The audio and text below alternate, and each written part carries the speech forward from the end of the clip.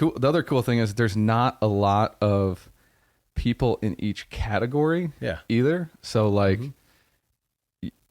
you don't have like 18 other companies that you're competing against in Nashville that do the exact same thing that you want to do, right? Like you're known for the warehouse district buildings, even though, you've done residential, commercial, you've done all kinds of different stuff, but everybody knows that's your zone. I mean, not only are you, camped down there 24/7 brainstorming it all up, but,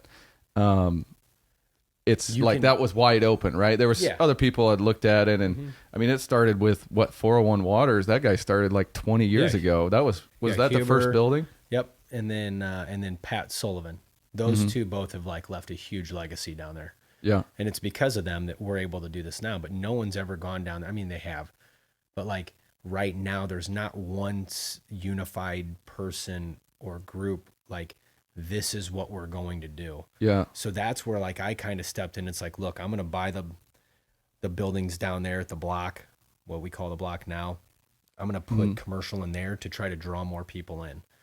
Yeah. And then I'm going to come up and I'm going to buy a building with a view, which I was looking at both Federal Warehouse and Ed LaHood's building. Federal is across from Zion. Yep. And so like I leaned on the Federal one more because I could buy it and Mitchell Fabrics, and I was already I'd been negotiating with Trev Hoover for 6 years on the Growy building, was what we call the center. Yep. But to me, those two buildings, that corridor there, that will be the keystone. That's what's going to hold the warehouse district. It's like that's like the gateway in. Yeah. And so like I started looking at all these things. I'm like, I'm going to put all this into play. I'm not just buying buildings randomly. I've got a vision for the whole area, what I want that district to look like, what I want the flow of that district to be,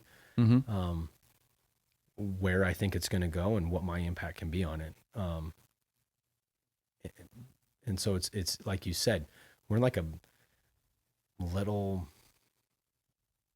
big town, but it's not big, little big town. It's weird. It's like Peoria, you can make it, if you're good at what you want to be good at, you can make a name. You can make an impact in the area. Yep. Where if you go to like Nashville or Chicago, you just get washed out.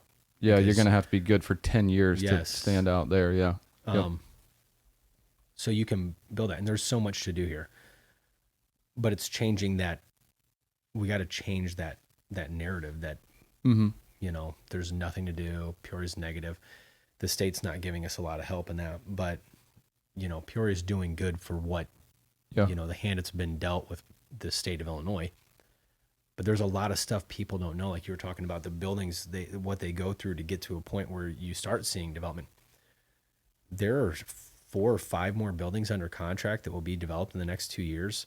I mean, that whole district's going to change. And in 5 years, you won't recognize what it is from what it was. I mean, like it's going to be completely different. Hey guys, thank you so much for checking out my videos. Don't forget to hit the subscribe button. There should also be another video up next. Check that one out. Leave a comment. Do what you do. Have a good day. See ya.